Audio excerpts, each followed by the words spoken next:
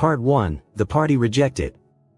The rain was falling heavily on the porch of my classic wooden house in the suburbs of Boston. The sound of it made a steady, soothing music to my mind after a stressful day at the courthouse. I, Jonathan Harrington, had been a judge in the Suffolk County District Court for 10 years. 10 years sitting on the bench in a black robe, listening to countless stories of human suffering, from bitter divorces to serious criminal cases. That evening, I was sitting in my private office, studying the files of a complicated case that was due to be tried the following week. The desk lamp cast a warm yellow glow on the faded pages, and a half-empty glass of bourbon sat beside me. The sound of the phone broke the silence. "Judge Harrington," I answered in a warm, if slightly tired, voice. "Hello, Jonathan. It's Frank. I'm just calling to confirm that you're coming to the party tomorrow night." The cheerful voice of Frank Peterson, my neighbor who lived 3 doors down, rang out on the other end of the line. Party. I sighed inwardly. Frank and his wife, Linda, often threw raucous parties on the weekends. Their lawn and backyard would be packed with people, music echoing through the neighborhood late into the night. I had never been a fan of such large gatherings. "I'm afraid I can't make it, Frank. I have an important case early next week that I need to prepare for." "Oh, Jonathan, you're so serious," Frank protested. "It's just a small party. Everyone in the neighborhood will be there. And hey, there's a new neighbor moving in, you should meet him." "New neighbor?" I asked, somewhat curious. "Yes, VIET and when. He just moved into the house down the street last week. Seems like a pretty cool guy but a little reserved." I felt a little guilty for repeatedly declining Frank's invitations, but my job didn't allow for slacking off. "I'm really sorry, Frank. Maybe next time." Frank sighed in frustration. "Okay, Jonathan. But you're missing out on the fun. Anyway, see you later." After hanging up the phone, I turned back to my files, but my mind was already distracted. I thought about my new neighbor, VIET and when. His name reminded me of a case I tried a few years ago involving a man with a similar last name. But I quickly dismissed the thought.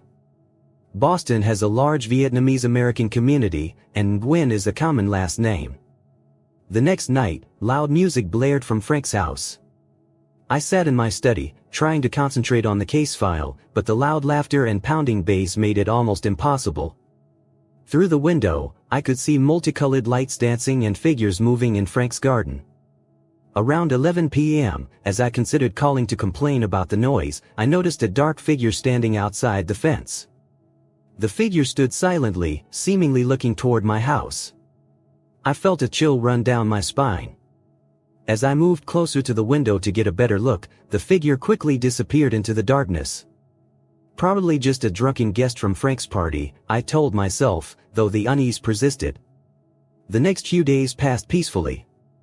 I immersed myself in my work at the courthouse, trying a complex financial fraud case.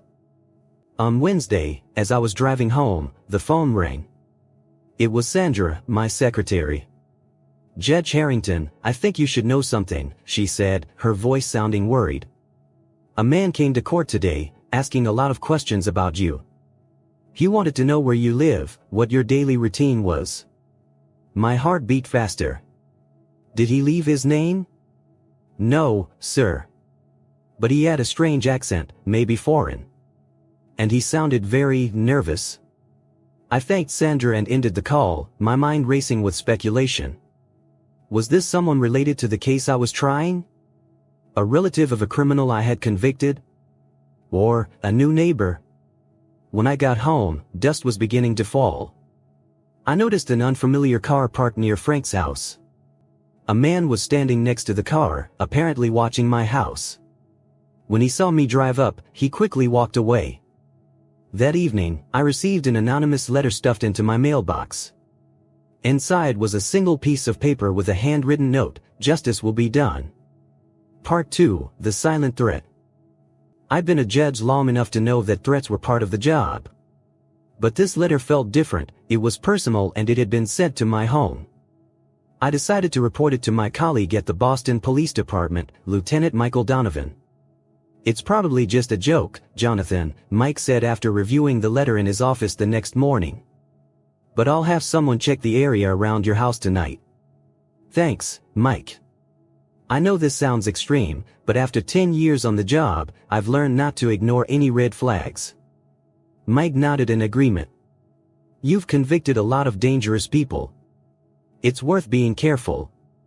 As I left the police station, I decided to stop by the local grocery store. While I was picking out some groceries, I overheard a conversation between two women standing nearby.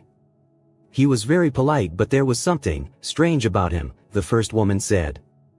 Linda said he barely spoke during the party, just stood there watching everyone. I heard he asked a lot about the judge who lives in the neighborhood, the other woman replied. He seemed obsessed with it. My heart raced when I realized they were talking about VIET and Nguyen, the new neighbor. Could he be connected to the threatening letter? I tried to recall all the cases I had tried involving people with the last name Nguyen, but nothing stood out. That night, a police cruiser was parked discreetly near my house. I felt a little better knowing someone was watching. However, as I was getting ready for bed, I noticed a dark figure moving in the bushes behind my house. I quickly turned off the lights and called the police in the patrol car. They searched the area but found no one. They did, however, find a cut in the screen that protected my kitchen window, an apparent attempt at a break-in. We'll be increasing patrols in the area, the young officer told me. And I recommend you consider installing an alarm system. I could barely sleep that night. At dawn, I decided to take a walk around the neighborhood to clear my mind. As I passed my new neighbor's house, I noticed a car parked in the yard, the same car I'd seen the strange man standing next to a few days earlier.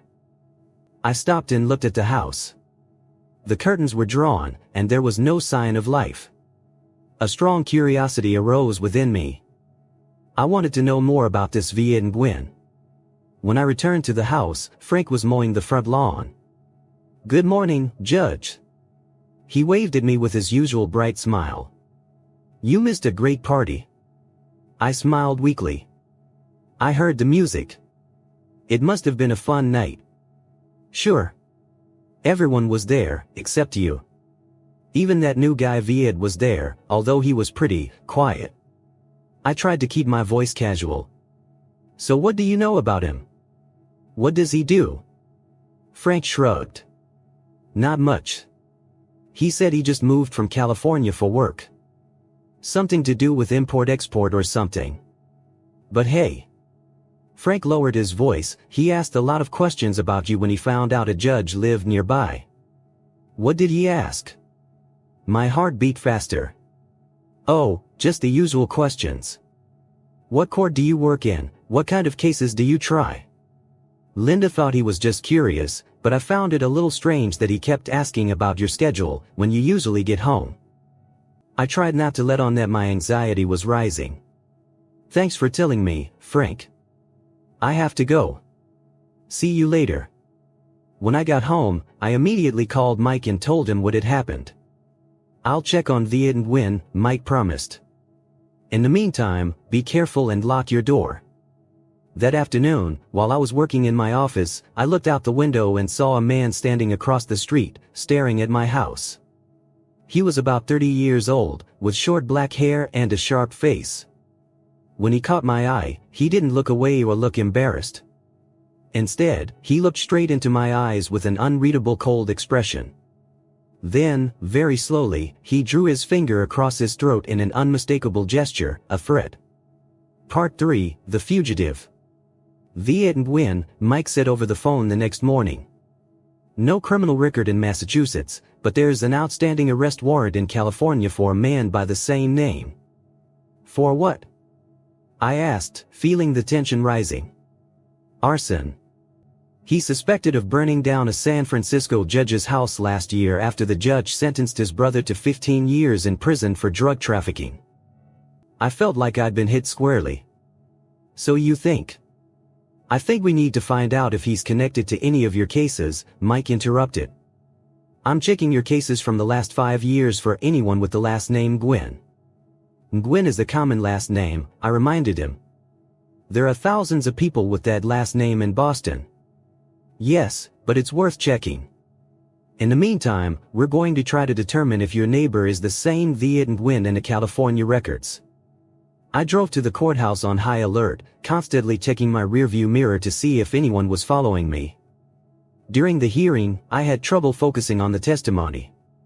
My mind kept returning to the image of the man standing across the street with a threatening gesture. Mike called me back at noon. "Okay, I found something interesting," he said. "Last year you tried a drug case involving a man named Minh Nguyen." I tried to recall. Yes, I remember that case. He was part of a meth ring. I sentenced him to 12 years in prison. Yeah, and guess what?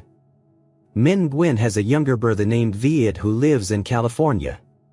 We're trying to confirm if it's the same person, but it seems too much of a coincidence to be just coincidence. Suddenly, it all started to make sense. So you think VIET moved to my neighborhood to get revenge? It seems like it. We're trying to get a search warrant for his house, but we don't have enough evidence yet. Meanwhile, I've arranged for a plainclothes officer to stand guard outside your house tonight. I thanked Mike and hung up, fear rising in my heart. I'd convicted hundreds of people in my career, but I'd never felt such a personal threat. As I finished work for the day and walked out to the parking lot, I noticed a piece of paper tucked under my windshield wiper. With shaking hands, I opened it. Prepare to face the flames of justice. I called Mike right away and read the message. "Don't go home," he ordered. "Go to the police station right now. We'll take you somewhere safe tonight." But I knew I couldn't run forever. No, Mike. If he's after me, I can't let him threaten me like this. Let me go home, but make sure there's enough people watching. Mike protested, but finally reluctantly agreed on the condition that I wear a tracking device and have 2 officers guarding the outside. As I drove home, the sun was starting to set, turning the sky a fiery red.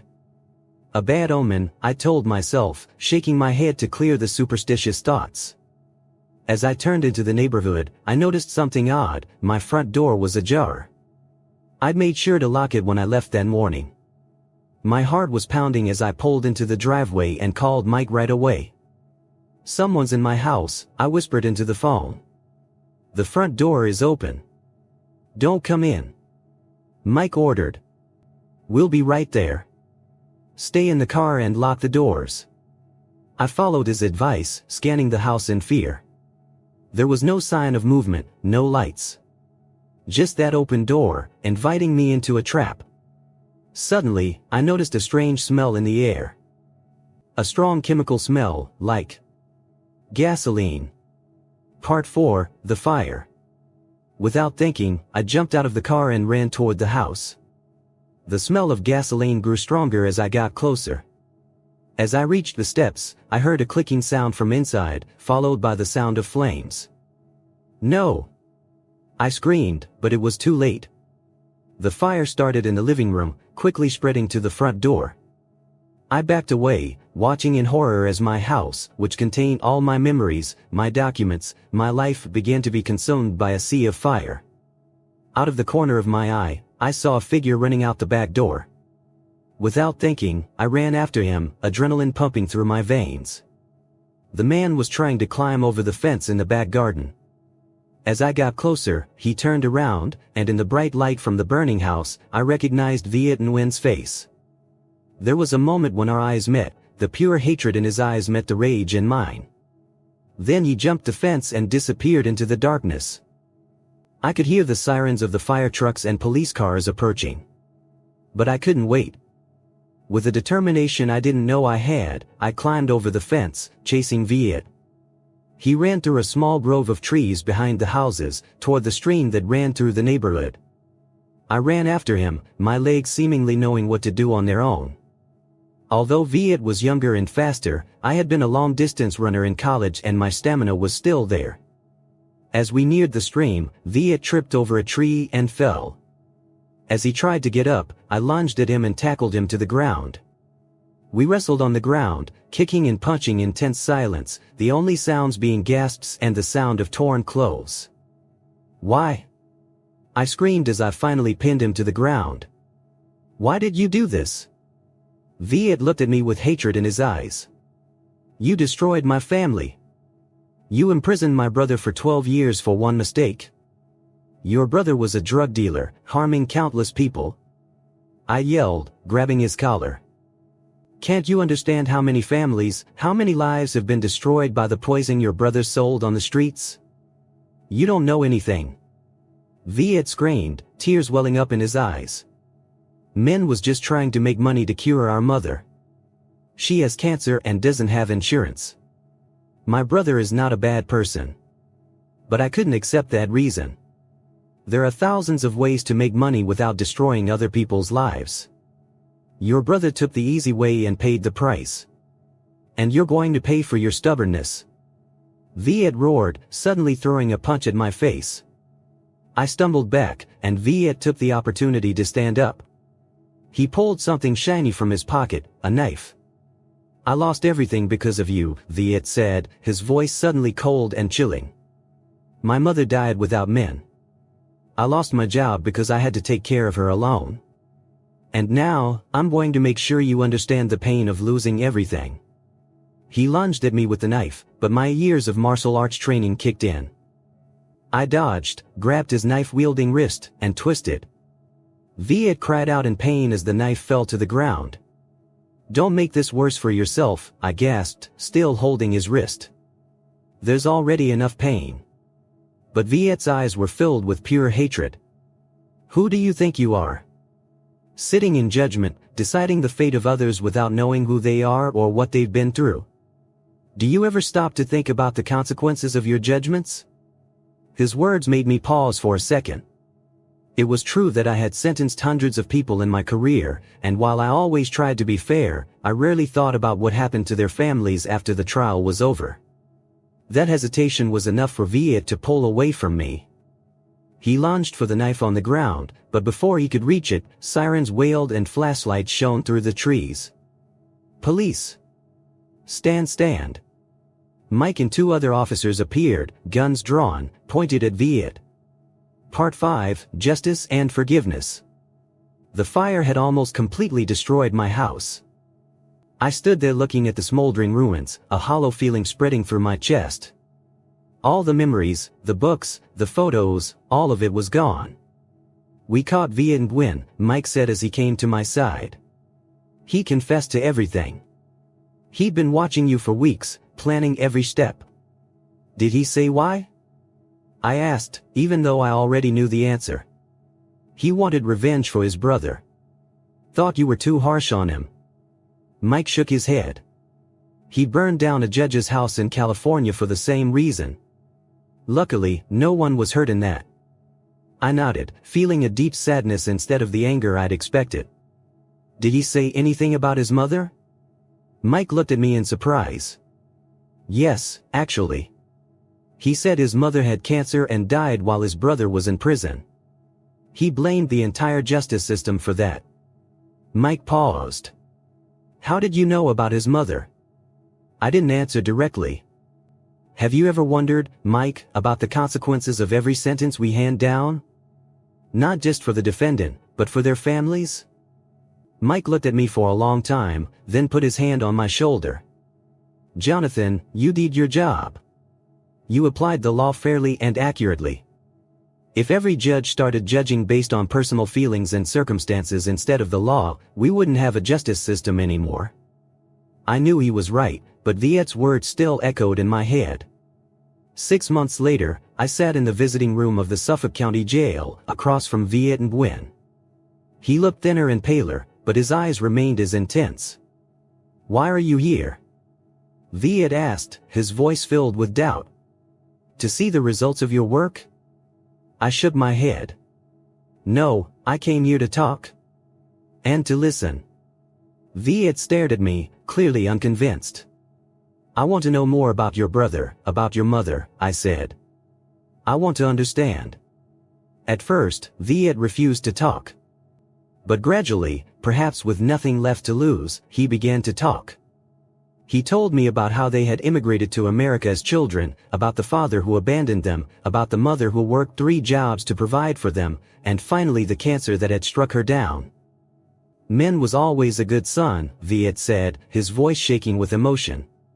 "He went to college on a scholarship, but dropped out to care for his mother when she fell ill. When his savings ran out and the medical bills piled up, he became desperate."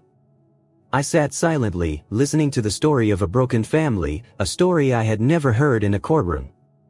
I was not excusing men's crimes, but for the first time, I saw the man behind the crime, not just a criminal, but a son trying to save his mother.